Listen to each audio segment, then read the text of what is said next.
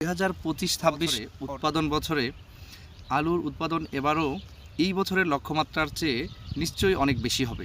কিন্তু গতকাল 3 এপ্রিল মাননীয় সচিব ওয়াহিদা আক্তারের স্বাক্ষরিত একটি বাংলাদেশ গেজেট আমি দেখলাম। সেখানে ইন্ডিয়া থেকে যতদিন বাংলাদেশে আলুর প্রাইস কমে যাচ্ছে না, বিষয়টা হলো যে সরকার কোনো না কোনোভাবে খবর পেয়েছে যে বাংলাদেশে আলুর দাম বেড়ে যাচ্ছে দিন দিন। তো সেই কারণে বাংলাদেশ সরকার ইন্ডিয়া সরকারকে অনুরোধ করেছে বাংলাদেশে আলুর সরবরাহ করার জন্য, আলু এক্সপোর্ট করার জন্য। তো জানি না এই গেজেটটি ভুয়া কিনা বা ইম্পোর্টের যে আদেশটি সেটি আসলে ভুয়া কিনা। যদি এটি ঠিক থাকে তাহলে তো বাংলাদেশের আলু চাষিদের জন্য বিশাল বড় এক অশনি সংকেত। এবং গেজেটে এটাও বলা হয়েছে যতদিন এই দাম নিয়ন্ত্রণে থাকবে না ততদিন আলু ইম্পোর্ট চলমান থাকবে।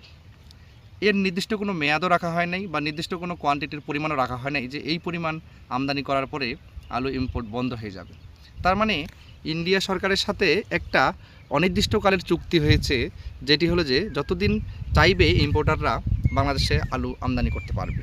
তো যদি এই অবস্থা হয় এবং এই বাংলাদেশ গেজেটটি সত্যই হয়, আমি মানতে চাই এই গেজেটটি সত্য না, কারণ বাংলাদেশে নতুন সরকার তারা নিশ্চয়ই কৃষকের কথা চিন্তা করবে।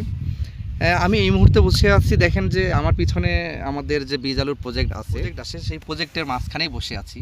তো আলু নিয়ে এতটাই চিন্তিত যে আলুর ক্ষেত থেকে ওঠার পর্যন্ত হলো যে মন চায় না, সেইখানে আলুর প্রাইস নিয়ে এতটাই চিন্তিত আমরা সহ সকল কৃষকরাই। তো সেইখানে বাংলাদেশ সরকার এমন নিন্দনীয় কাজ, কৃষকদের ক্ষতি হয় এমন কাজ আশা করি করবে না।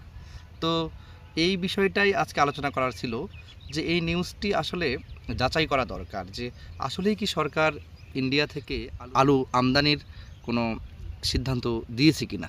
তো আজকে এইটুকুই ছিল আপনাদের জানানোর। আপনারা সব দিকে চোখ কান খোলা রাখেন এবং এই আলু চাষিরা বা আলু যারা স্টোরেজে রাখছেন তাদেরকে অবশ্যই এইসব বিষয়ে খোঁজখবর রাখতে হবে, নাহলে গত বছরের মতো এবারও লোকসানে পড়তে হবে। তো আপনাদের সাথে এই ধরনের পরামর্শগুলোই আজকে শেয়ার করতে চাচ্ছিলাম।